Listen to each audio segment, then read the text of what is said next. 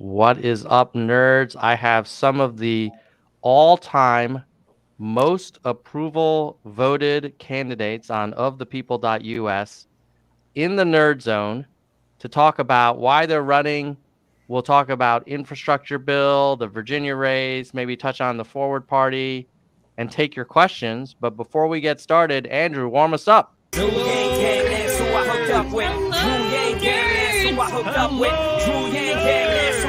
There's no place to hide now that he's arrived. I'm saying he ain't playing now with this campaign. Bang, dang, it's and Drew, come roll with the gang gang. Drew gang gang, that's who I hooked up with. Drew gang gang, that's who I hooked up with. Drew gang gang, that's who I hooked up. Yo, there's no place to hide now that he's arrived. I'm saying he ain't playing now with this campaign. Bang, dang, it's and Drew, come roll with the gang gang.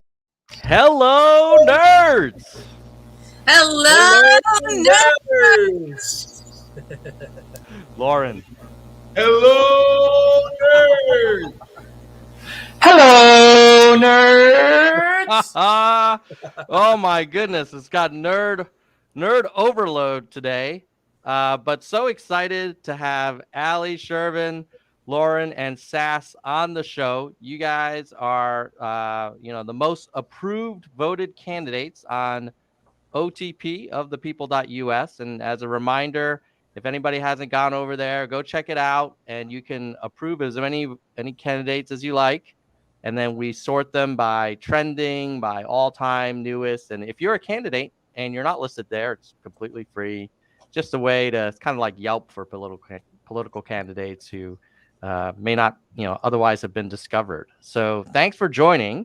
Why don't we go and start with an introduction? We'll go in clockwise order with you starting us off, Allie. Maybe just share a little bit about who you are, where you're joining us from, what you're running for, what office you're running for, and then maybe just some of the top priorities, like just one or two things that you're most fired up about, and then we'll start the general discussion. Yeah, absolutely. Thank you so much, Tom. First, I want to thank everyone who voted for me. I really appreciate it. It's super exciting. And I'm really excited to be here again today. So thank you. I am Allie Elsmer, running for Congress in Virginia's 11th district, which is Fairfax and Prince William counties, right outside of Washington, D.C. I'm running basically because I really think we need a voice of the people in Congress, as so many of the folks here are. I'm running because I think everyone should have health care. I think we need to make sure we are taking way more aggressive and strong action on the climate front. I did spend 30 years working as an environmental professional, and I can tell you that we've got to stop paying lip service to it. And I know we're going to talk about the infrastructure bill, and there's environmental components in that, people talking about how to pay for it. I think that anyone who's run a small business knows that you've got to make investments if you want to reap rewards later, and you don't want to have a huge bill, ounce of prevention, pound of cure kind of thing.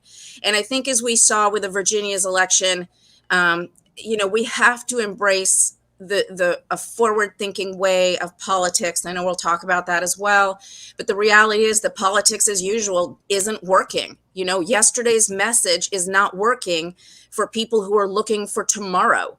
And just because a person was progressive and cutting edge in the 70s or 80s or even 90s, if they haven't changed since then, well, wake up. That's 20, 30, 40 years ago, and life has moved on. And I'm running because we need a voice that looks forward, not backward. Thank you, Allie. Shervin. Hey there, everyone. Hello, nerds. Again, Tom, thank you so much for bringing us back on. It's a pleasure to be here with you and all of your viewers. Thank you to all the supporters who ranked us on ofthepeople.com. My name is Shervin Azami.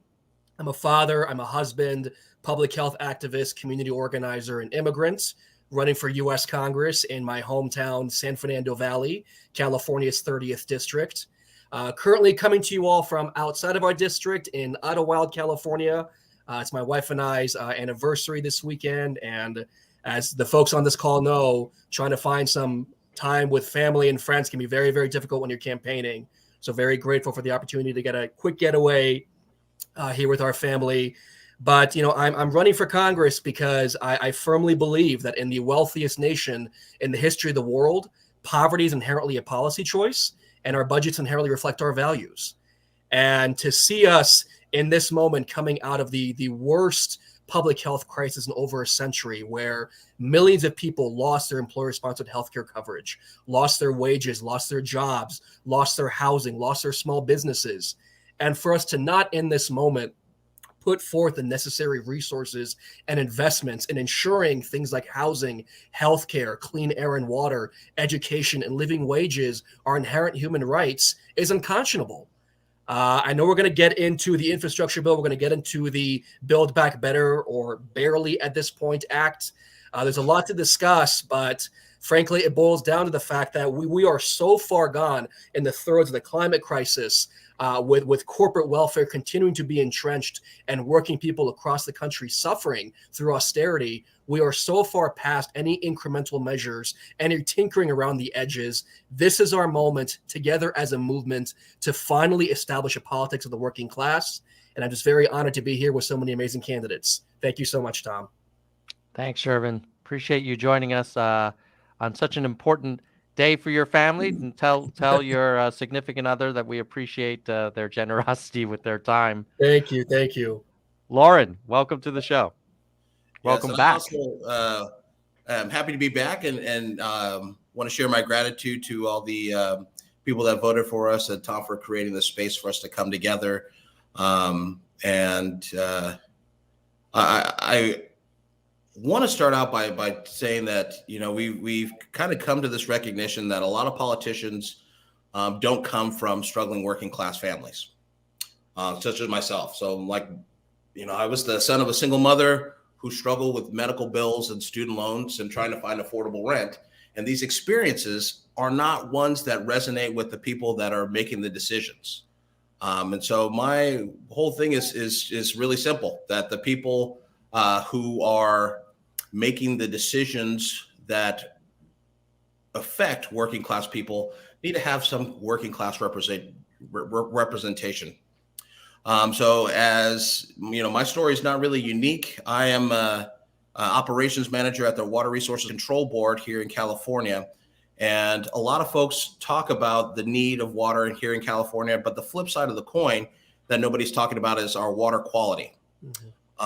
You know, 2016, we had a whole lot of news come out about Flint, Michigan, and people that were being poisoned by the water pipes, but nobody's really talking about the Flint, Michigan that's happening right here in what I think is the greatest state in our nation, California, where people in my district cannot wake up in the middle of the night and go to the faucet and get a clean drink of water.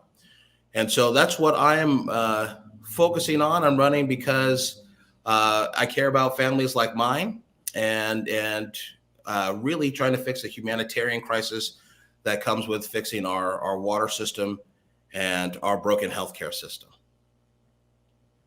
Thank you, Lourin.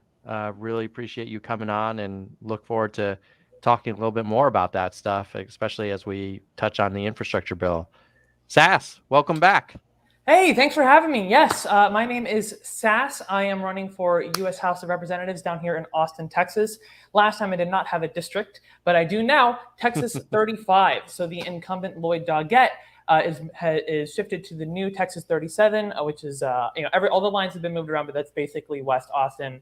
But so Texas 35, the lines have shifted a little bit. You can go to voteforsass.com, scroll down on that first page. You'll see what the new lines look like. But that stretches from Austin all the way down to San Antonio. Very gerrymandered, but that was what I was expecting.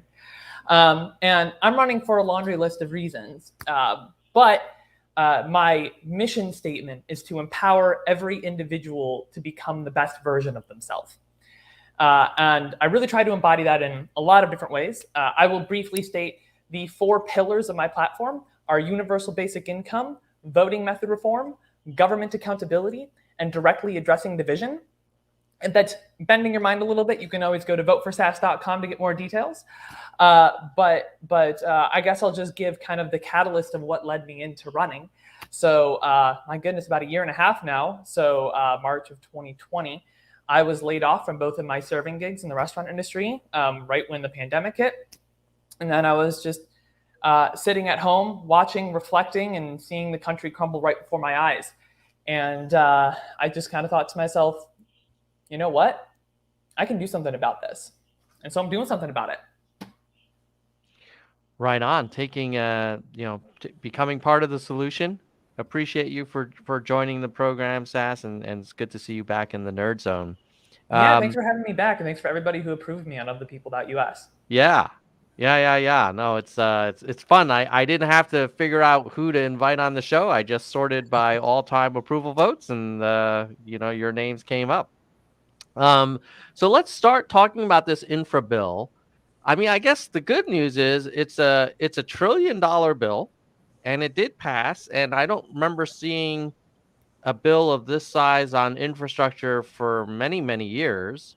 I know during the Trump presidency, there was I think there was something they did called an infrastructure week where they talked about it a lot, but nothing really got passed. So it sounds like this group would have wanted to see more. I guess maybe I'll play devil's advocate a little bit. Like, it's still $1 trillion. Like, how, maybe we'll start with Lourin, since you brought up the water stuff, and then go to Allie to talk about climate, and then be great to get Shervin and Sass's views as well. What do you like? What don't you like about this bill, Lourin? Yeah, I'm of the mind where it is $1 billion, and my representative Devin Nunes had an opportunity to vote for it. It was laden with things that are definitely going to help us in our district when it comes to fixing water systems and water storage, but voted no.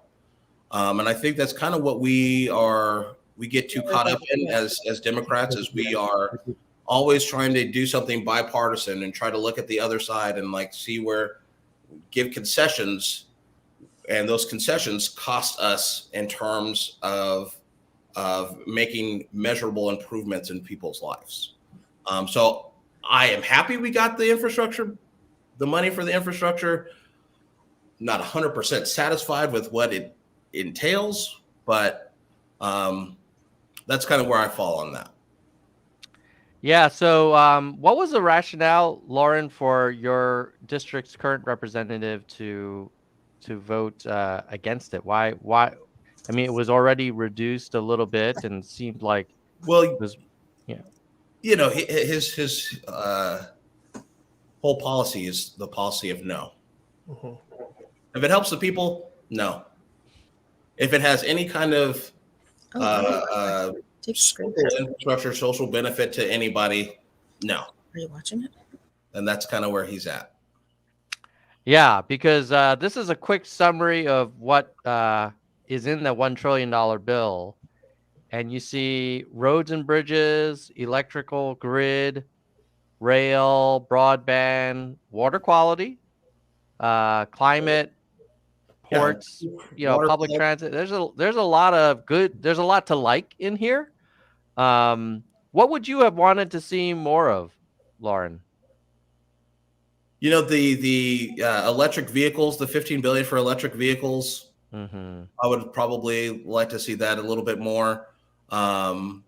The broadband is really big for our area, especially after the pandemic, when kids were not able to. You have kids going to McDonald's and Starbucks to get Wi-Fi to do their homework. It's kind of like I would love to see broadband be more like a public utility, but all those things. When it comes to improving our electrical grid, that's from 1970, we should probably invest more money into that. But that's kind of where I stand. I'm happy about it. Happy it's passed. We could have invested a whole lot more. I'm of the mind that, I have the modern monetary theory where our only constraint is inflation, and it's the responsibility of the government to invest in public works and invest in public goods. Exactly. Thank you, Lourin. Allie, what's your take? I mean, I know you're big on the environment and climate. There's real money being put into it. What's Yeah. your assessment? Yeah, I mean, there is real money put into it, but there were a lot of concessions made to oil and gas and corporations. You know, we're still moving ahead with pipelines 3 and 5, new exploration. There are still tax breaks for the oil and gas industry. And while I love electric vehicles, I think it's a great first step and a great thing to do. You know, there's as far as I'm aware, no funding for research on what to do on the tail end, right? So it's kind of like a repeat of when we invested in nuclear power, and it was this great, inexpensive, wonderful source of cheap power, and nobody thought what to do with the spent fuel rods. So we're, you know, shoving them in the salt mines out west, but nobody's looking at what we do with the, you know, EV car batteries, and we need a lot more charging stations. And so for those who don't know, for the batteries, you know, the average car battery is recycled, and it's, you know, 40 pounds and it's a brick, but the electric vehicle batteries, like I think the average one is 960 or 980 pounds. It's 1,000 pounds. And it runs the length of the car. It's huge. And so, you know, great, you can recycle it, but how do you get them all to recycling centers? And what do you do with that? And what's the transportation involved? And to be perfectly honest, because we have not invested in technology long enough or significantly enough with respect specifically to EVs, it's a wash right now. So we need to, in terms of the cost benefit for environmental, right? The cost to the environment and the benefit to the environment. So it's a really great first step, but I was really hoping to see a lot more research into more improved technologies, alternate technologies. You know, there's a lot more that could be done. And yes, I'm absolutely happy we got this bill. I'm a glass half full kind of person. I think it's great. You know, but it started as a $6 trillion bill. And I think everybody expected that it would get cut. That's why you ask for everything you want, because you know it's going to get cut. And so the 3.5 trillion, I think, was what they were anticipating would be the compromise. And everybody seems to have forgotten about what was originally there and focused so much on the dollar signs and focused so much on the, you know, the process of what's going on, that people weren't putting out, you know, like Lourin was talking about, why wasn't anybody saying, you know, in California, this bill is going to bring X number of dollars for X number of things and is going to create X number of jobs or clean the water or whatever it is, right? In, you know, in my district, it's going to bring whatever, or where are the specifics? Right? Where are the specifics? And I think that the reason this bill was so controversial and had so much trouble is because the government didn't do a good job connecting, the Democrats didn't do a good job connecting the dots for the, you know, what's the number one rule in politics, right? It's what's in it for me, right? Every constituent wants to know what's in it for me. Why should I invest? Why should I care about climate change and put, you know, $100 billion, or now it's $50 billion into climate change? And you're like, well, because you're going to have more and more 100-degree days, because your coastal homes are going to be flooded, because you're going to have wildfires. California is basically, you know, having more fires in the last year than they've had in a decade. Greece is on fire. I mean, people need to stop thinking about dollar cents. And, you know, it's like Lourin said, you know, our biggest constraint is inflation. And we need to stop focusing on the dollars and cents and start looking collaboratively and collectively on the fact that we all share a common planet. We all drive on the roads. We all breathe the same air. We all drink the same water. And we need to start really focusing on the commonalities and not saying it's a $3.5 trillion bill. Okay, well, actually, it's a $350 billion bill per year over 10 years. And the Defense Department bill is twice that. And Congress gave them $20 billion more than they even asked for again, right? So we need to stop focusing on the money and start looking at what the needs are, how the specific pillars and tenets and actions within the legislation are going to have a direct return on investment, bringing, for example, internet into rural areas, as Lourin said. And frankly, I agree with you, Lourin. I think that the internet has become so ubiquitous, it does need to be a public good at this point. And stop focusing on the dollars and cents, especially when you're not treating it as an investment. You know, I say this all the time. If you think about a small business, and so many of us can understand what it means to be a small business, you have to invest in your people, in your building, in your whatever it is, in your product, in order to reap those rewards and be successful going forward. And you can't say, oh, well, I'm not going to spend the money on making sure that my small business has a bathroom, because you know what, we're going to stay so small, we're never going to need to let the public use the bathroom. That's not how businesses succeed. And I think that, while that might be a really poor analogy, I think that the Democrats especially did a terrible job with the what's in it for me, because there's a lot in it that's really going to help people on the ground in very real ways. And yes, I'm happy that we've got what we've got, but I'm really sad that we didn't do a better job explaining why it was in everyone's interest to move forward with a somewhat more expanded piece of legislation. Thanks, Allie. Let's get Shervin and then Sass's view on the infra bill, and then we'll move on to the next topic. So I have tremendous concerns with this bill. And I want to start on the policy side and kind of close on the political side of it. On the policy side, look, at face value, when we see big numbers like 50 billion for climate, 110 billion for roads and bridges, all this money for broadband, who's going to say no at face value when we structure it that way? But as someone who's a policy analyst at heart and has done this work, and I'm proud to say that I got more bills passed in 2 years as an advocate than the incumbent, my opponent, has in 25 years as a legislator. And what I learned during that time is that the devil's always in the details when it comes to policy. To build off of one thing that Ali just mentioned, which I completely agree with, 50 billion for climate, big headline, largest investment in climate infrastructure in U.S. history. That's true.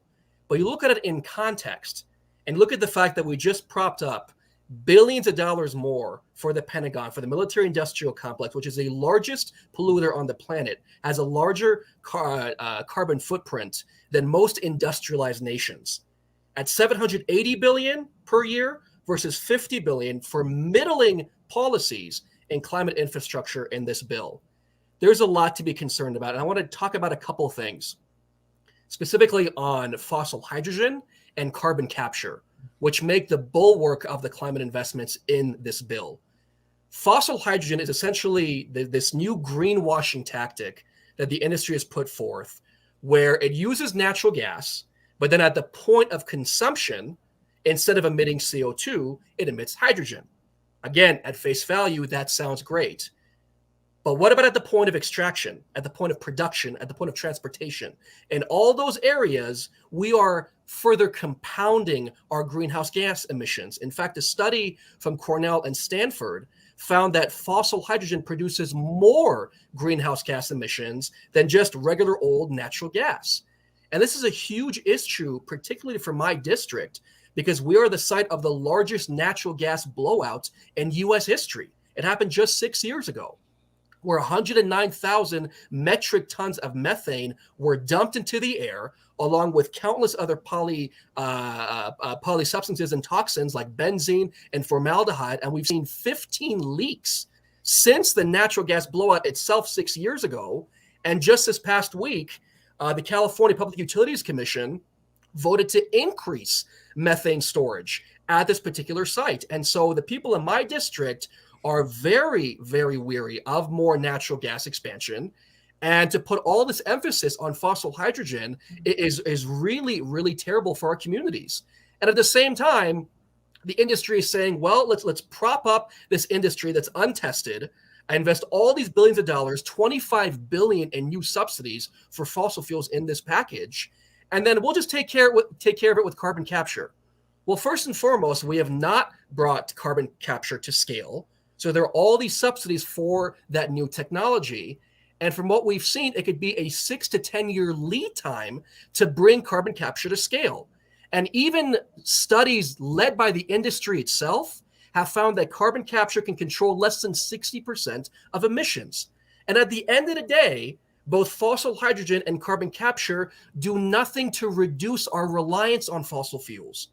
And what we need to be doing is moving towards decarbonizing our economy while bringing renewables like solar and wind to scale. That has to be the goal to actually avoid climate catastrophe, like all of the world scientists have told us we need to do. And, I've been a climate justice advocate my entire life, but now as a new father with a 5-month-old, climate change has taken such a heightened level of urgency because all of our scientists are telling us we need to be moving very fast towards decarbonization by 2030. Well, my kid will only be 9 years old at that point. So these issues are becoming so much more personal. And I think to myself, in this moment, if we're not making the necessary investments in transformative renewable energy policies, when will we start? I mean, look at our allies in Europe. They've had carbon capture for over a decade now. And study after study has shown that it's been pretty insignificant at actually reducing emissions. And that has to be our number one goal. And so one of my other big issues with BIF is how it's paid for. I mean, we all know it has this ridiculous and ineffective tax on crypto, which truly demonstrates how little our legislators understand how that industry works. But the part that really leaves me concerned is that it's paid for through this process called asset recycling. What that means, it's basically the federal government sells off physical infrastructure to private companies who then assume the liability, the maintenance, and capital improvement costs for things like roads and bridges, our essential physical infrastructure. Now think about that for a second. As we are barreling further towards climate catastrophe, we've all seen the devastation of the floods in New York City, in Detroit, what happened with the electrical grid in Texas, which I'm sure Sass will talk about, the wildfires here in California, which Lourin talked about. As these issues continue to get worse, the costs of maintenance and capital improvements for these essential roads and bridges will continue to increase. Do we really think in our heart of hearts that private companies whose primary motive is profit are going to be willing to make all the necessary investments to ensure this physical infrastructure is resilient? I would assume not. And so there's a lot of concerns, which is why, going into the political end of it, the goal was supposed to be to tie BIF to the Build Back Better Act, which is supposed to be that huge investment in human infrastructure and renewable energies.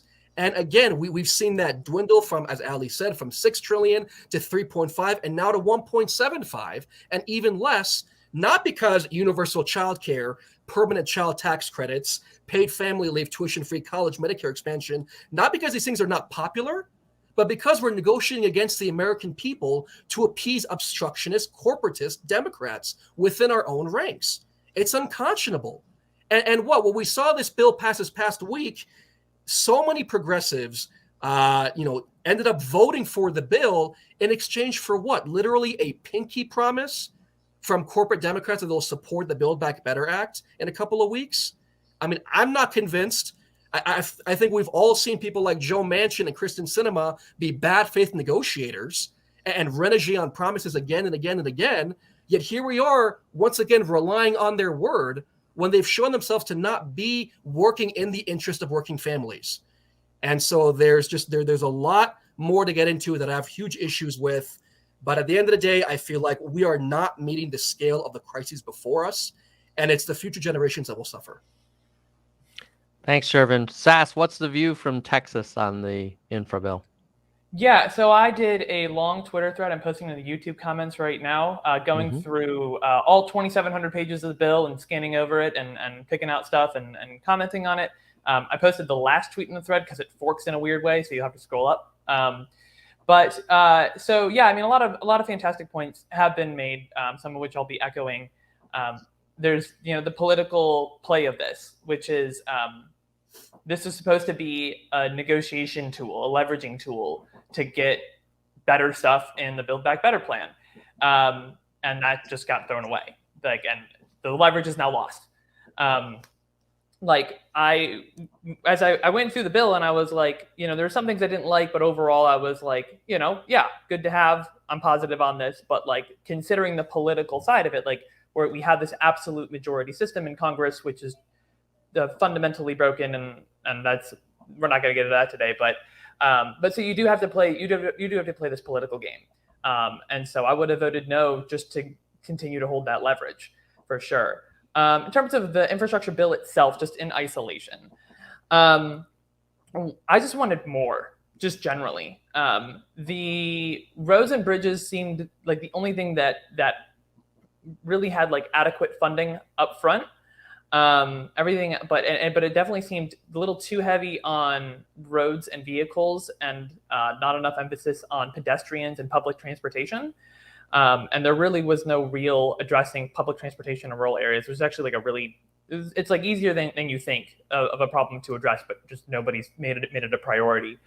But some of the things that I was really into were the water part of it. Like on that graphic, it said 55 billion, but like reading through the text, it has this like attitude of like, we are going to get clean running water to every person in this country, and there's nothing you can do to stop it.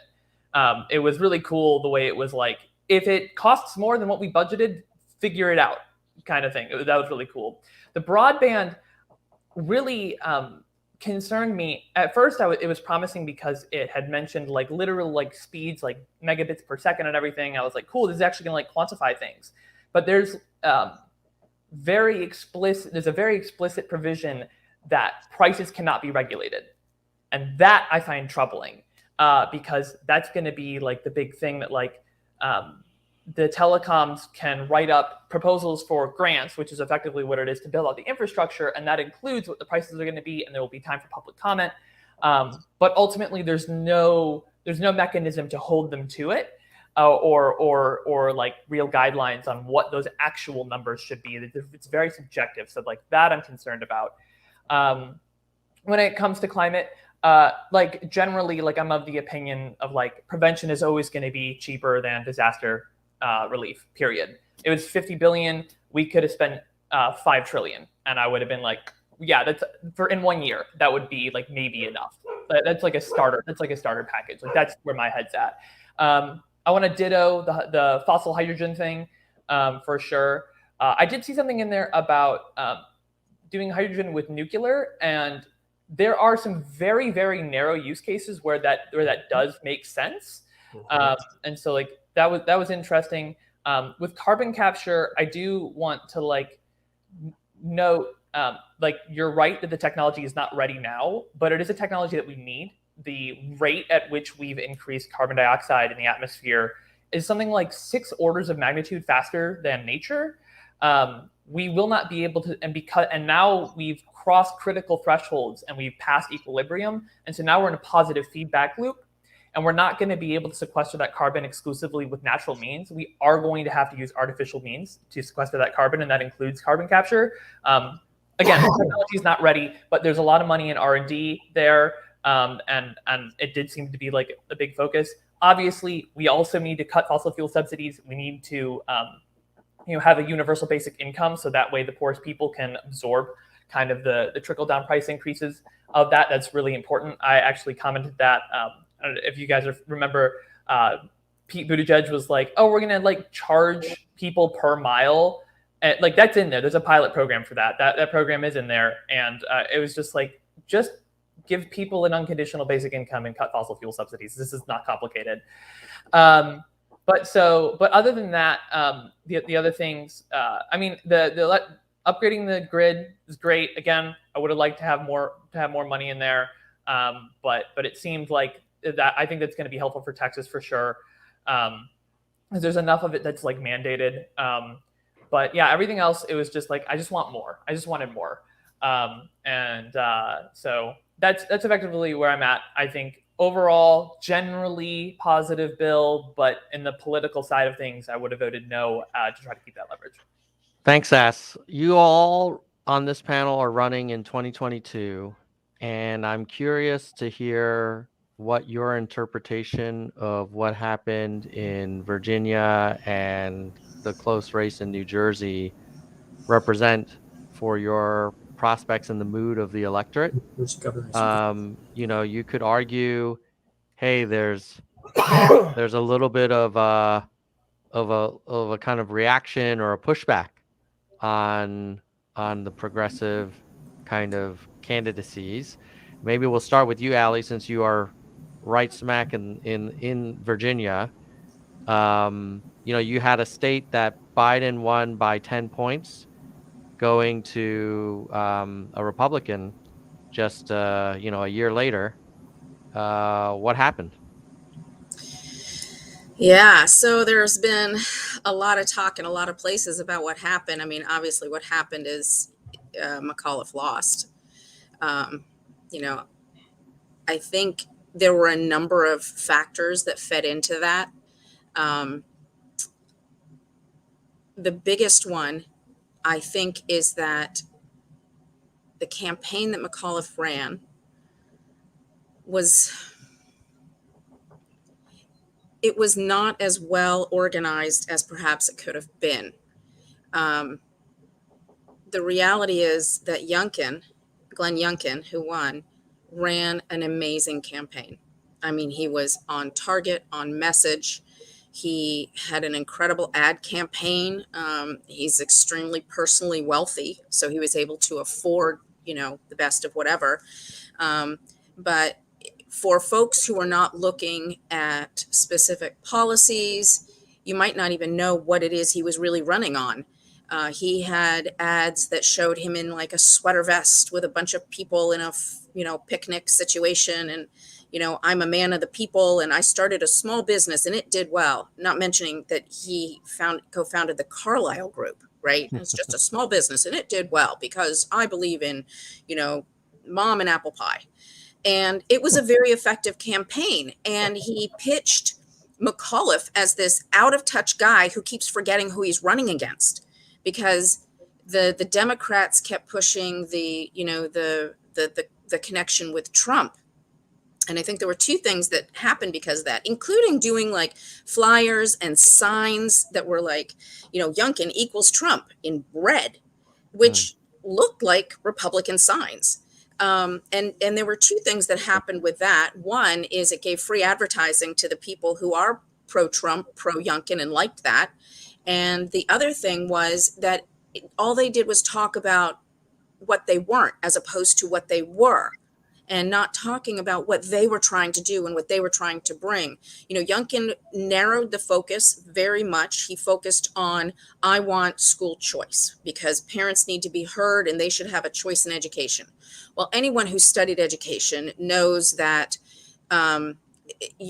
taking funding away from public schools in order to support charter schools that are for profit ends up resulting in a loss for both the charter school and the public schools. It's not a model that has succeeded except for a very few handful of situations. He also talked a lot about getting rid of the food tax. In Virginia, we have a 5% sales tax on food. So he's going to get rid of that sales tax. That's really popular. And he didn't just say, I'm going to get rid of the sales tax. He said, I don't think moms should have to pay a tax on the milk they give their babies. That was a very effective message. And McAuliffe talked a lot in abstracts and general things and brought in a lot of other people. Youngkin didn't bring in other candidates. He brought in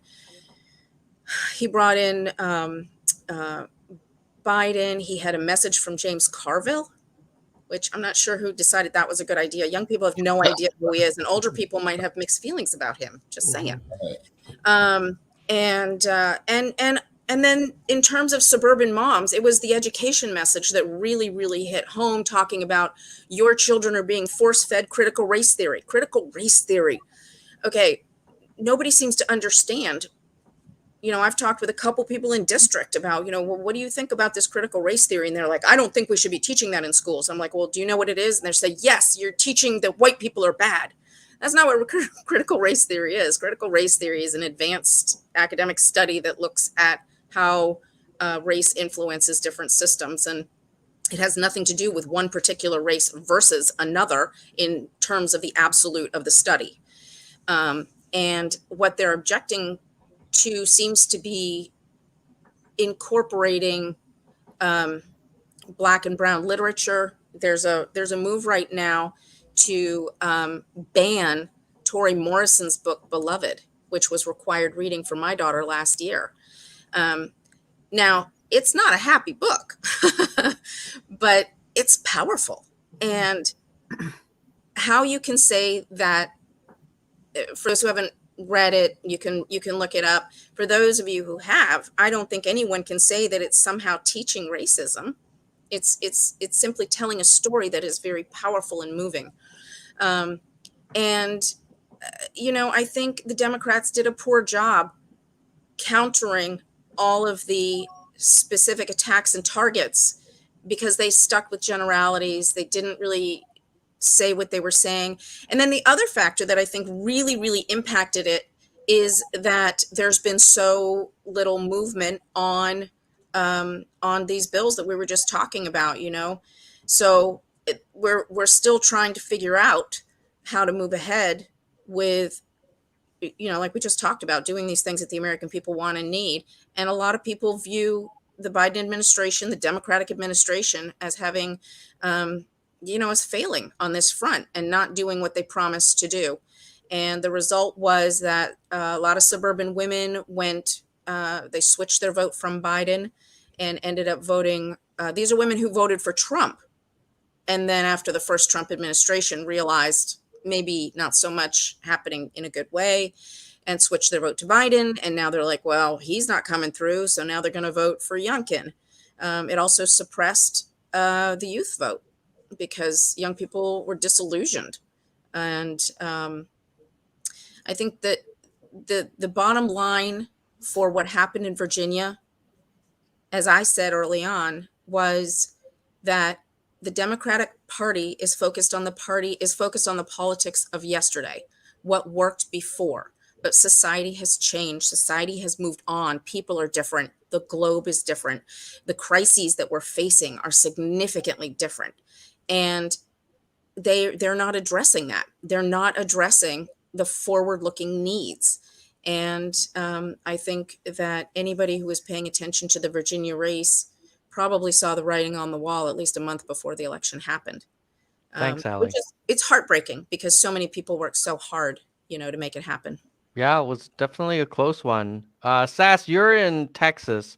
I'm guessing Shervin and Lourin, being California, you're probably not super concerned about this resurgence of Trumpism or people who are supporting that side of the fence. But Texas, I'm guessing you're gonna have Sass. What's your read on your district?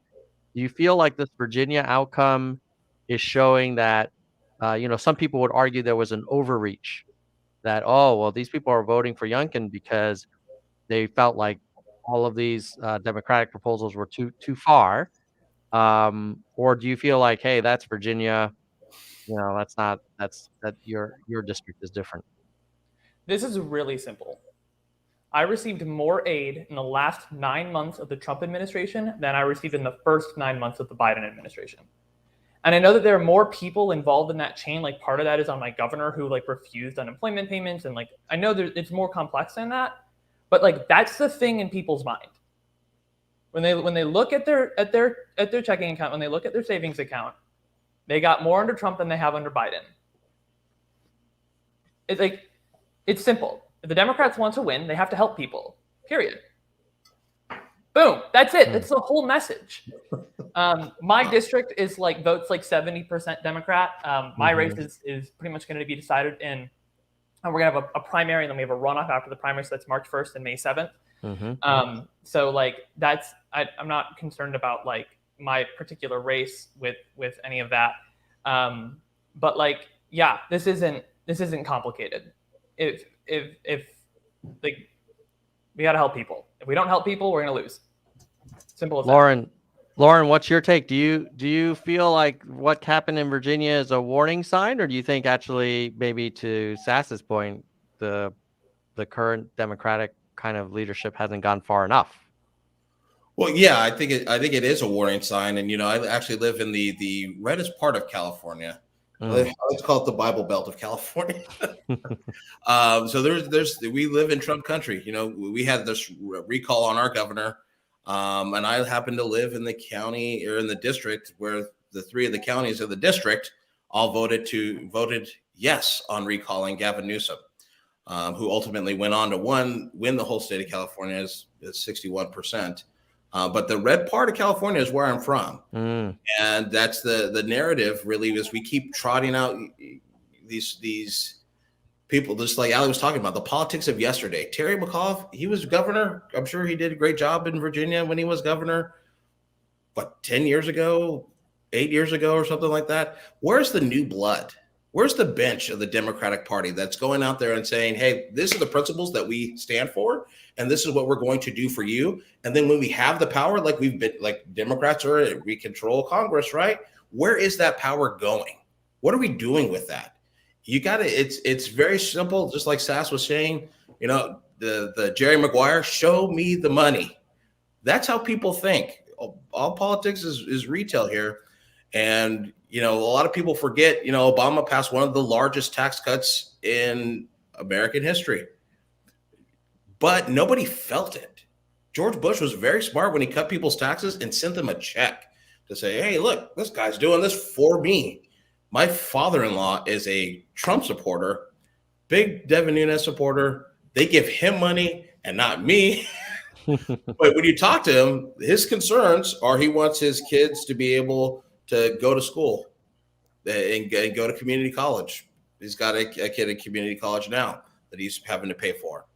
He himself graduated high school and was able to get a job at an auto body shop because he got trained in high school and translated that into, you know, getting his own shop and being his own small business owner person kind of type, from education and investments that he got in high school, working with his hands. Those are all things that we, like Shervin's been talking about, these politics of the people, that investment in people that translate into people actually getting help and seeing the benefit. If I vote this way, this is what I get in return. And the Democratic Party right now is not doing that. And so that to me is the bellwether. We got to start using the authority that people have given us with their vote to actually make measurable improvements in their lives. Thanks, Lourin. Shervin, what's your take? Does Virginia and New Jersey change how you run your campaign? At the end of the day, no. I mean, our campaign is focused on the issues. It's focused on the policies. It's focused on bringing forth a future where all of our basic needs are met. I'm going back to my earlier point about, you know, living in the wealthiest nation in the history of the world, and incrementalism and corporate welfare essentially being policy choices that our government makes each and every single day. You know, definitely agree with everything that Lourin, Ali, and Sass echoed. At the end of the day, you know, we have to exercise the majority and deliver for the American people. And, you know, we talk about how in the American Rescue Plan, all these investments in the child tax credits, cutting poverty. I don't think the Democrats have done enough to really communicate that message of change and bailouts for the working class Americans of this country as effectively as they need to. But then on top of that, you also have kind of the classic political dynamics going into midterms. We saw it with the Trump administration in 2018. The Democrats picked up nearly over 40 seats. And the kind of that pendulum swing happens in the midterms of every incumbent party, where the incumbent party basically gets destroyed. Hoping we don't see that happen in 2022, but I think it's politics that we know is the case, that we got to have it in the back of our minds.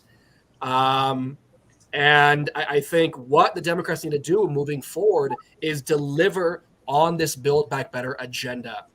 Stop tinkering around the edges. Stop appeasing corporatists at the expense of bailouts for working people, and pass universal child care, pass paid family leave, pass a permanent extension of the child tax credits, pass tuition-free college, expand Medicare to hearing, vision, and dental. These are the things that will meaningfully and tangibly improve people's lives. If we don't do that, then we absolutely will see a Republican onslaught in 2022 and Trumpism reemerge in 2024.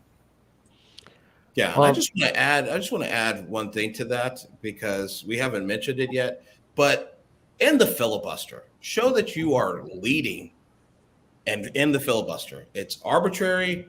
Do that. Give people voting rights. We're all playing this late game. If people, Virginia, we need people to be able to vote. And all these state houses and state legislatures that are changing that, in the filibuster, pass the Voting Rights Act, and let's actually win.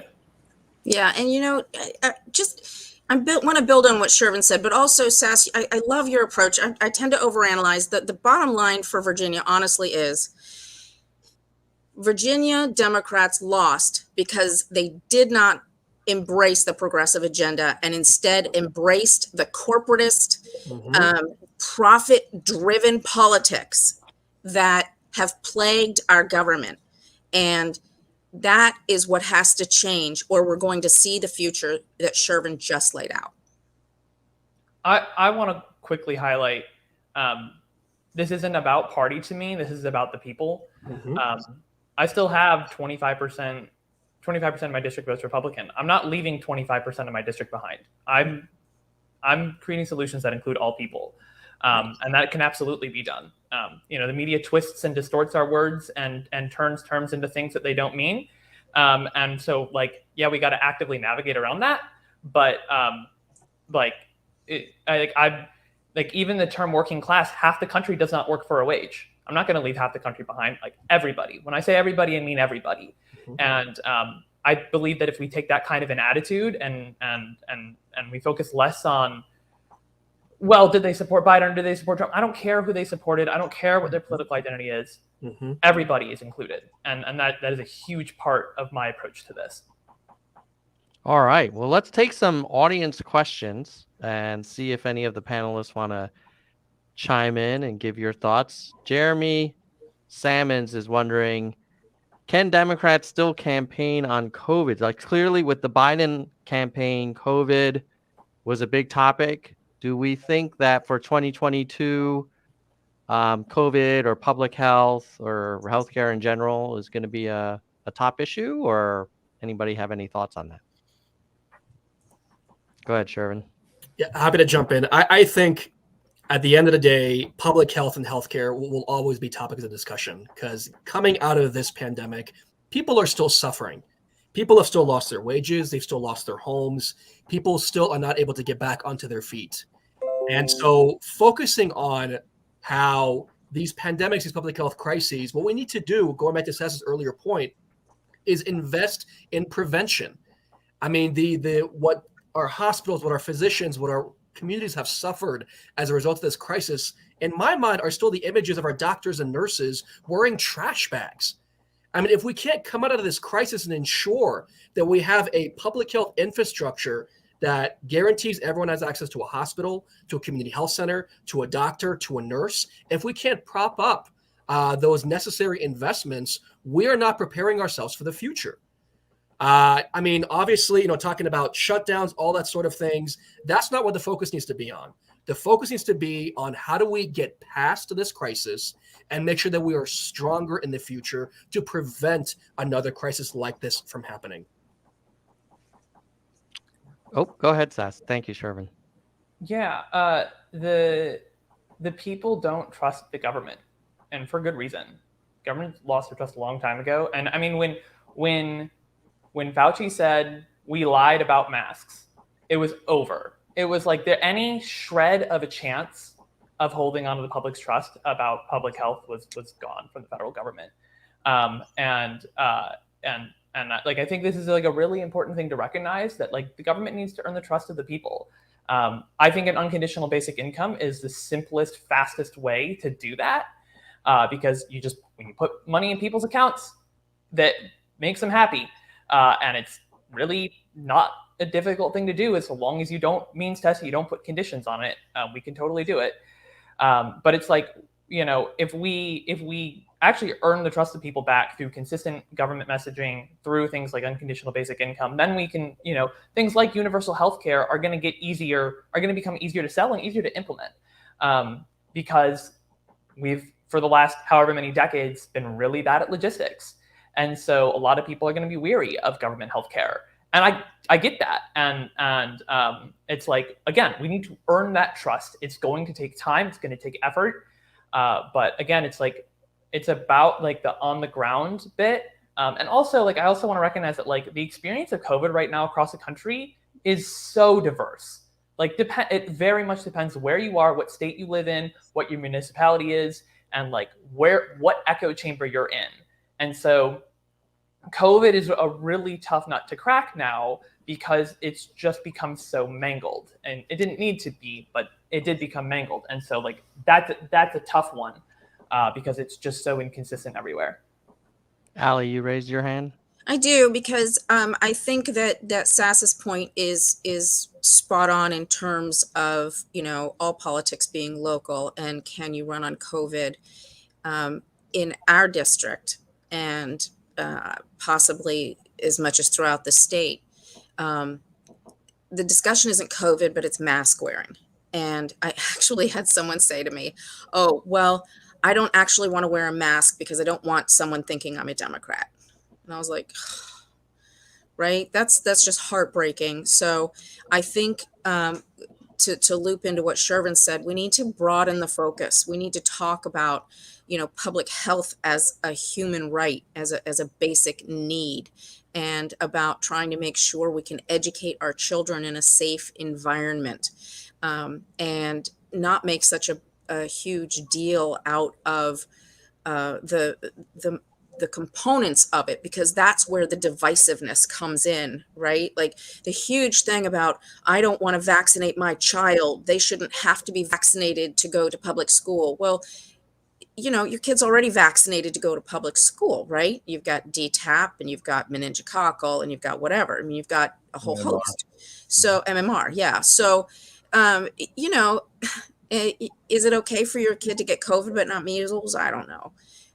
I think if we try to keep the picture big and not focus on, you know, the different components that become so divisive, and we try to find that common ground where everybody wants people to be healthy and to live a successful life and be able to send their kids to school and be able to see a doctor when they need to. I think that that's a better approach. We have another question from the audience from Vaughn. You have mentioned basic income, a few of you have. So his argument is, hey, does it allow people to kind of have more influence over who we elect? And, you know, UBI was probably a hotter topic back in the presidential, with Yang talking about it all the time. Maybe it's not being talked about as much. Are you planning on making basic income a topic in your campaigns? Who wants to discuss that? Obviously, I mentioned universal basic income, unconditional basic income several times. I have almost 4,000 words on one page about my version of the freedom dividend on my website, voteforsass.com. For sure, yeah, like the direct answer to your question, Vaughn, is yes. UBI will allow and fund the lovers of democracy to buy the politicians for the people. For sure, absolutely. I do want to highlight, like I said, another pillar of my platform is voting method reform. So long as we have vote splitting in our elections with voting methods like our current choose one voting or ranked choice instant runoff voting, which both have a lot of vote splitting, we're going to continue to see this polarization, the center squeeze effect. But if we have voting methods like approval voting or star voting that eliminate vote splitting, that's going to make a big difference. And it's also going to unlock a lot of these other democracy reforms. I will tie this into democracy dollars or democracy vouchers, where you give every person $100 or $50, whatever, that they can donate to whatever candidate they want in a given cycle. I do want to just point out or highlight that one of the problems you can run into if you have a voting method with vote splitting is if you are lowering the barrier to entry for candidates, you can end up with a lot of really great candidates running, and then just your one polarizing candidate. And then you're going to split the vote further among those great candidates and give that polarizing candidate an edge, which again is like why eliminating vote splitting in elections, whether like general elections is what I would prefer, but general elections or primaries for that matter, is like so vital because like that makes these other types of democracy reforms actually meaningful. right? So like we talk about voting rights. It's important that the sample of the electorate who actually votes is representative of the electorate. And that doesn't happen when we suppress the vote because it does disproportionately affect different demographics. But again, it doesn't matter how many people vote if all the options suck. And so like you need to eliminate vote splitting. And so like that is like a huge focus for me in terms of like advocacy and kind of what I talk about. And again, you can visit voteforsass.com if you want to learn more. But yeah, and UBI will help with that, but it also like make people mentally stronger, getting people out of scarcity mentality, out of survival mode. Their minds will be far more robust to against dangerous rhetoric or harmful rhetoric, which I think is extremely valuable. So, like UBI addresses a lot of things. So for sure, that's one of the many, many, many things that UBI does. We're gonna have to start wrapping up soon. I know, Shervin, you've got to jump. So why don't we do this? Why don't we let folks make their closing statements, any calls to action for any viewers that you want to point them to or draw their attention to. And then anybody who can stay a few more minutes longer, I do have some other audience questions that we didn't get to. So if you want to stick around for a bonus session, we can hit those for 10 or 15 minutes. But why don't we start with the final statements from Shervin, and then we'll go Ali, Sass, and Lourin kind of counterclockwise. Shervin. Thank you so much, Tom. Really quickly, I want to really echo what Sass just shared. Could not agree more. And I feel like combining unconditional basic income with public banking and democracy reform can be truly transformative. I mean, here in our district in LA, roughly 7% of Angelenos are unbanked, and that disproportionately impacts our Black and Latinx Angelenos. So really closing that financial gap and putting money in the hands of people while giving folks a bigger voice and getting corporate money entirely out of politics could really change the system from the ground up. So definitely want to echo everything Sass shared. It's been a great time to be here with all these amazing candidates. Thank you so much, Tom, again, for organizing this, and for all the viewers for joining, and for all the folks who voted for us on ofthepeople.us. Again, my name is Shervin Azami, running for U.S. Congress in my hometown, San Fernando Valley, California's 30th. You can join our campaign at shervinforthevalley.com. And at the end of the day, we are running to actually bring forth transformative change to our district, to the entire country, and finally put the political system back in the hands of the American people and get these policies enacted that's going to put money in the hands of our working Americans, get small businesses back on their feet, enact democracy reform, and ensure we have a livable planet for the next 7 generations. Please join us again at shervinforthevalley.com. And thank you so much for having me on. Thanks, Shervin. See you later. Have a great anniversary weekend. Thank you very much, everyone. Take care. Ali, some closing thoughts from you. Yes, well, I'd like to echo what Shervin said. I mean, we have got to have public banking. UBI has been proven by research to really benefit folks. We've got to get democracy dollars. We've got to get corporate influence out of the public good, out of politics. That's why all of us are running. I'm sure we've all taken the pledge not to take any corporate PAC or dark monies, oil and gas money, all of that, putting people over profits. And it's so important that we focus on a people-driven process for these grassroots campaigns. So for our campaign, we've been at a little bit of a disadvantage here in Virginia because we have not been doing a lot of campaigning in state because we've had the 2021 gubernatorial race, which frankly, I think is a holdover from voter suppression tactics of days of old. It really puts any challenger at a huge disadvantage because we cannot do our ground game. We cannot get the support of people or the local parties to even focus on us until after that election. So we really are launching our campaign in district now. This is it. This is happening now. And here's my final pitch. We need help. We need folks to come out to volunteer for us. We need donations, $5, $2,000, everything you want to give between.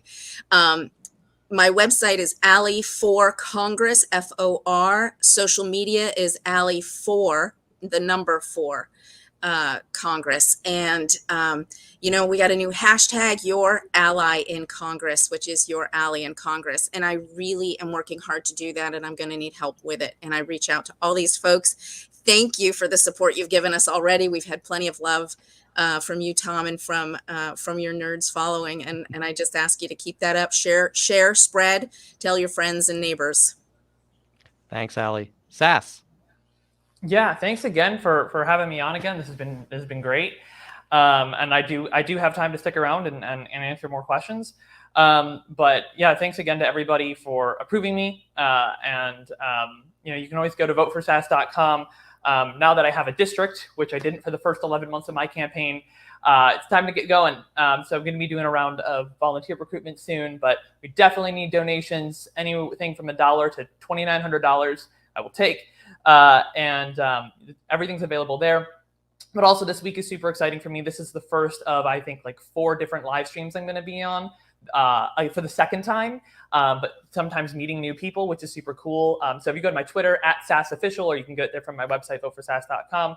It's my pinned tweet, and you'll see all of them. So you'll keep an eye out for that. So exciting week, lots of stuff happening. Really at the end of the day, man, it's about the people. That's what it comes down to. So thanks. Thanks, Sass. Lourin. Yes, I also want to highlight the importance of public banking, especially for people of color. And one thing we saw through the pandemic was these banks raked in $20 billion in overdraft fees, which is, to me, kind of funny that if you don't have money, I'm going to charge you more money. But, I do want to just kind of speak a little bit about the urgency of the crisis that we're facing. So we're at a crossroads. We've had 5 years of this extreme division and this attempted insurrection that I would think would be more of a focus. And I was hoping that, people would remember that more, but it didn't seem to play a whole lot in Virginia, but especially after this pandemic that's killed over 700,000 of our friends, neighbors, and fellow countrymen. I think it's time that we decide who we are as a country, and answer this question of who should the government work for. For me, the answer is simple: that a government that's made up by the people and made up of the people should work for the people, and that we should have these policies that speak to and uplift working families and acknowledge the realities of the challenges that we face and confront them head on. To me, what's important to me is that we get back to what I call an America for everyone, where everyone can provide for their families, where immigrants are treated with dignity and have a pathway to citizenship, where our children are given a quality education regardless of their zip code. That's one of the things. There's a couple of things that are platformed at lourinhubbard.com that we're fighting for in Congress. And so just like everybody else, we are getting into the district. Our district lines here in California have not been set yet. We have an independent commission that draws our districts, so we're not too worried about gerrymandering per se, but because I have gone on to sass.com and seen that 35 district, and it does look a little gerrymandered there. But we're in the middle of doing this redistricting process that's going through committee, and hopefully those lines will be finalized here by the first week of December. But we're always looking for volunteers. I'm out in the community every week.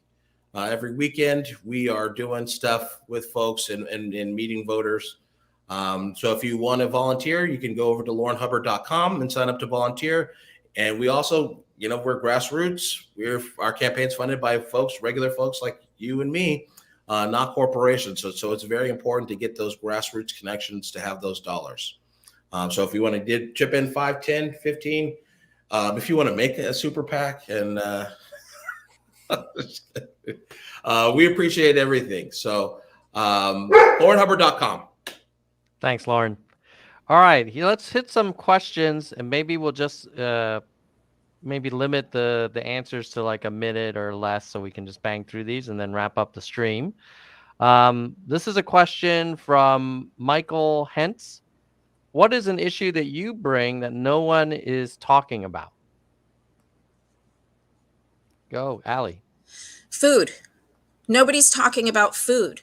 right? We have huge problems with incredible subsidies through the Farm Bill that support these huge agribusiness monocultures for, wheat, corn, soy. They're wholly subsidized. They're devastating small local farmers, especially organic farmers. And then they end up selling a lot of those crops overseas or for cattle feed or whatever. And then you end up with food deserts because, no one wants to put healthy food into urban areas because there's not enough profit there. And healthy food is the building block for brain development for young kids. So, you talk a lot about, Lourin, you referenced it, zip codes, right? The number one factor, whether a kid ends up in jail or college is that person's zip code before they turn 8 years old. And that has to do with school funding. It has to do with nutrition. It has to do with social services. And I think people keep forgetting that we need to be promoting sustainable agro practices with no-till and with crop rotation and all these other things, because we're going to lose our topsoil in about 40 years if we keep doing this, and then none of us will have good food to eat. So I think that is one issue that is hugely important to me that no one ever talks about.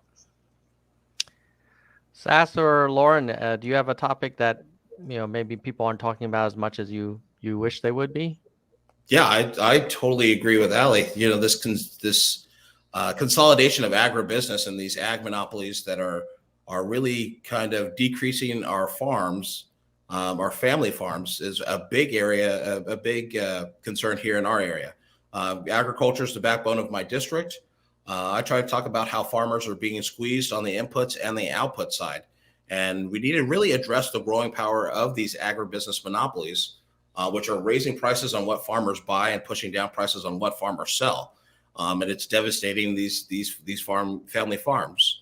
I talk about the statistics. As an analyst, I'm very data driven. So when we talk about statistics in this issue, in the 1980s, when American consumers were buying food, every dollar that was spent on food from the American consumer, 37 cents of every dollar went back to the farmer. Today, as recently as 2019, I think is where the latest data that we have, for every dollar spent on food, farmers get back 15 cents. And so we're seeing the effects of this growing conglomeration here in our district. And it is it's a lot easier to deal with a family farmer in terms of talking about how we can improve water infrastructure, the efficiency of water use in California. It's a lot harder to talk to a multi-billion-dollar conglomeration when we talk about those issues that aren't even based here anymore. They're in somewhere else in the country or around the world. So that's one of the focuses that we have is addressing our climate in a meaningful way, and doing so by making our farms part of the solution instead of the problem. Thank you, Lourin. Sass? I'm so glad Allie highlighted food deserts. I have a page on it. I just posted in the YouTube chat, although I don't know if it's coming through because it's just a link, but it's just voteforsass.com/food-deserts, or you just go to the policy page and find it, because that is huge. I think it's pretty simple. We can take some subsidies away from, what are they called? Factory farms, and use that to help organize local farmer co-ops and make them the exclusive providers for in the supply chain for food deserts, both rural and urban. But in terms of something that I'm talking about that nobody else is, like I said, vote splitting. A lot of people are talking about voting method reform, but haven't actually taken the time to look into it. I have a ton of fantastic resources. Again, voteforsass.com. You can find a bunch of them. But also like government accountability and how that needs to come from the people, and an actual systematic mechanism to get information in front of people in an engaging way that they're not going to miss, that that's going to ultimately affect the way that they vote based on what their representatives do.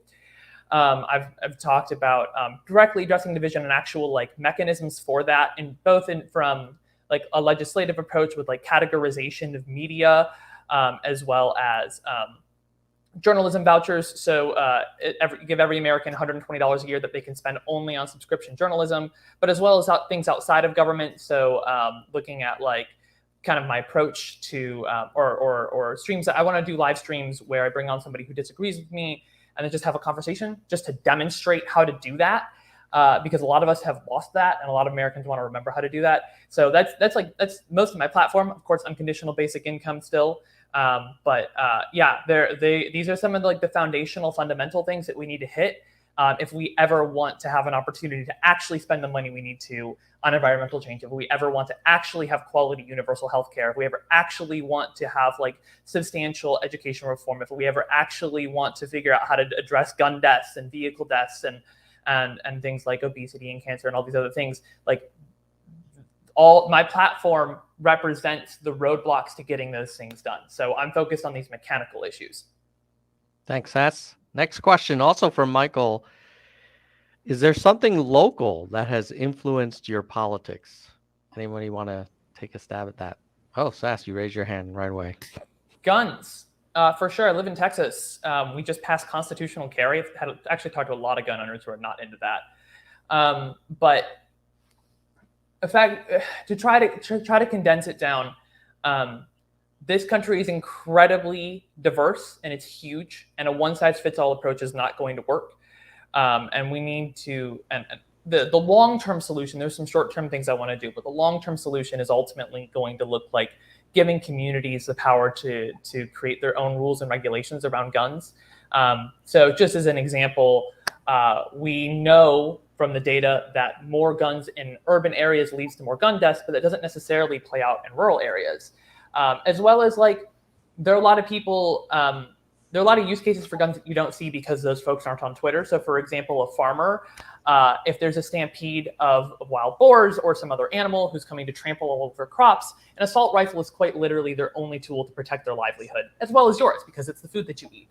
And so this is why it's so vital that we can't have we can't have a whole bunch of blanket solutions and restrictions. And so the way that I formulated that is empowering local community militias with accountability measures in place, both at the federal and local level, with federal guidelines to cover the gaps. Again, go to voteforsass.com if you want to read more about the details on that. It's quite interesting, but it's compatible with the language of the Second Amendment, which is vitally important, but allows for that decentralization of how we address this problem. Yes, Allie. Yeah, so I'll build on that in terms of, because then we can pick an issue and have our different local flavors on it. I think gun violence is a huge issue throughout the country. And in Virginia, gun owners and gun rights are super important. I think people don't often talk about the fact that 62% of gun deaths are actually suicides. So, I think that's an important component that needs to be addressed in a much broader scheme. In terms of the unique flavor of our district, we have a lot of military. Our district is, right outside the Pentagon. We have a lot of companies, contractors that support the military. The one thing that I have found is that the people who are most averse to war are leadership within the military. And so you have all these cries from Congress to go to war, or from, people who really maybe think that that's a patriotic thing. Personally, I think the most patriotic thing is protecting our families and our service personnel by avoiding war, by trying diplomacy or other means first, and making war a last resort. And so I think in terms of a unique flavor of a district, that would be one that I think not a lot of, there are other districts that have that, but this district, it's a huge thing. It's a huge part of our culture. Thanks, Allie. Lourin, something local. So I go back to my bread and butter, which is water. And especially for us, because drought is really big here in California. And by now the science on this is settled, and there's consistency in the scientific community that we have to recognize that there's an economic impact to drought as well on our economy. So the last drought in California a few years ago was just a little bit of a taste of the extreme weather that we're going to see across this state and across this country. UC Davis actually did a study on the economic effect on my district in particular, and some of the other outlying areas of the Central Valley of California, where it cost us in terms of economic output that was not, that didn't happen, $3 billion. And that $3 billion is money that would be otherwise spent circulating in our local economy. So if we're going to solve the problem of climate change, we're never going to do that by vilifying entire sectors of the economy and people across the aisle. So Sass, exactly what you talk about, not running to represent 70% of people and not leave the others 25 out. That's exactly what my position is building those relationships and trying to connect with folks on values that we share. So reaching across the aisle to do that. Farmers, really big part of our economy here. And they have to be I almost want to treat them as the salvation to the country's environmental problems, and incentivize and reward farmers that have practices that are beneficial, like sequestering carbon, moving to electric vehicles. Farm equipment is one thing. Right of repair is one of the things that we're focused on. But we want to really kind of highlight the importance that agriculture is going to have, not only in feeding our community, buying local and developing these local food supply chains, but also when it comes to climate change and the focus on regenerative organic ag practices. Thanks, Lourin. Let's wrap it up with just two more quick questions, and maybe we'll get 30-second answers or less so we can bang through these. Another one from Michael. Is there an issue that another party or politician brings up that you agree with? Something from maybe your opposing party or opposing candidate where you're like, there's something there. Lourin. For me, it's not so much that I agree with. Well, I guess I do. This defund the police narrative that's kind of taken over. I've not talked to a single person of color like myself that wants to defund the police. What we're actually talking about is definitely reforming the police. And so when it comes to building those relationships, like I talked about and Sass has talked about, one of the things that builds that relationship is this term of accountability. And all the folks that we were asking for is for people to be accountable, and bring it back to the things that we're supporting in our platform. Things like mental health care being counted as healthcare, and having universal healthcare is definitely going to help the police do their job. When it comes to investing in education, statistics show us, again, data, that when people are more educated, they're less likely to commit crimes. Less likely to commit crimes, that makes it safer for police. And so that's one of the things. I don't agree with the narrative. And when I talk about those policies in those terms, I've gotten people on the other side to say, yeah, I would be okay with that. But again, we got to go back to our messaging and putting our values and describing our values better. Thanks, Lourin. Allie. So I'll be brief. There was a delegate race here. The Republican Pion was advocating for high school students to be able to take college level courses if they want, specifically with respect to STEM. It goes outside of the curriculum.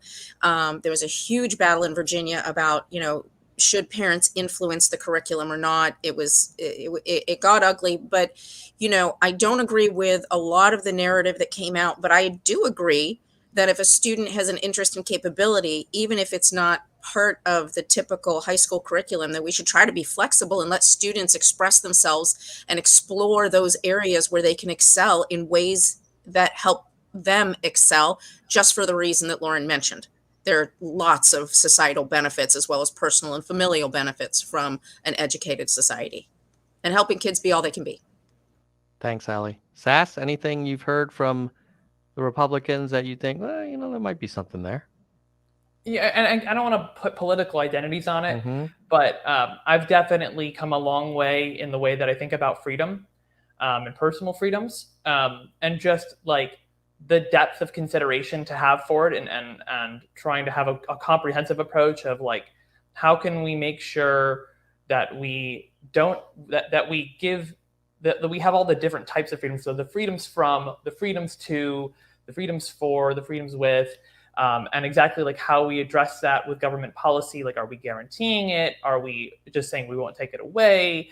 And so like, I wouldn't necessarily point to any like single one thing within that topic, but that general overall scope is I've talking to such a variety of people has really expanded my perspective on the concept of freedom and the way that we need to think about it and be very methodical with the way that we affect it going forward with government policy for sure. All right. Last question for the panel. Can each candidate recommend a book? This is from Jeremy Sammons. Anyone want to recommend either a book you recently read or a book you read a while ago? I'm reading this one right now, so. Oh, there you go. That's a crowd favorite. Honestly, if I had one book to recommend, though, I think it would be Howard Zinn's book, the Real History of the United States. Mm-hmm. The People's History of the United States. That's a classic. Yeah. That was that if you haven't already been reading different books, that is a really good one to start with. Thanks, Allie. Lauren? If I could recommend a book to everyone to read, it would be The Deficit Myth by Stephanie Kelton, because it is really it's really compelling. And it gives you kind of a view of the things that we're talking about. When we talk about, Allie was talking about, scope and the passage of this infrastructure bill. We have limited ourselves in thinking of the federal budget in terms of like our household budgets. But nobody's taken currency from the House of Lourin, right? My own dollars. The federal government has that advantage where they're issuing the currency that's being used. So they have the ability to pass these bills and these legislations that authorize money to address the size of the scope of the problem. And it's only limited, again, by inflation. And I think once people have read this book and get that in their head, they will totally think of monetary policy and the policies different in different terms than what we've been used to. Thanks, Lauren. Sass, book Allie recommendation. and Lauren have definitely mentioned some very popular ones that are floating around right now for sure. I will say that I personally find books to be low on information density. I find that I'm able to learn more quickly and efficiently using other forms of media that have higher information density. So I'm not huge on books specifically, but I have been eyeballing Dr. Martin Luther King Jr.'s last book, Where Do We Go From Here? Chaos or Community? That's one I'm interested in because I think it's, he talks not just about universal basic income, but he talks a lot about like division and how to like actually come together, which ties in so much of my narrative about the difference between polarity and consensus. Excellent. Well, I will. I'll just add that I'm only a third of the way through forward, and if you are a political junkie and you were following Yang's campaign, he definitely peels back the curtain about how he was thinking about things and the decision to drop out. And so very much enjoyed that part of the book. But really appreciate all of the panelists coming on today. And if you like what you've heard and you're watching this live or on replay and you haven't approval voted Allie, Lauren, Sass, or Shervin, or you want to explore and discover other candidates, new, fresh faces, go to ofthepeople.us. And if you're thinking of running or you're already running, you can list yourself there and, kind of get a little bit more exposure. Really appreciate you all coming on and spending your Sunday afternoon with me. And hopefully people can learn more about you on your respective websites, and you'll have a lot of progress and success in your campaigns. I know it's going to be pretty intense. And now that we're done with the Virginia thing, we can kind of move on to the midterm elections, and looking forward to maybe interviewing you from Washington, D.C. at some point. Thank you, Tom. Yeah, thanks a lot. And with that, we'll say goodbye, nerds. Anytime you guys want. Goodbye, Goodbye, nerds. Nerds. nerds. Goodbye, nerds. See you later.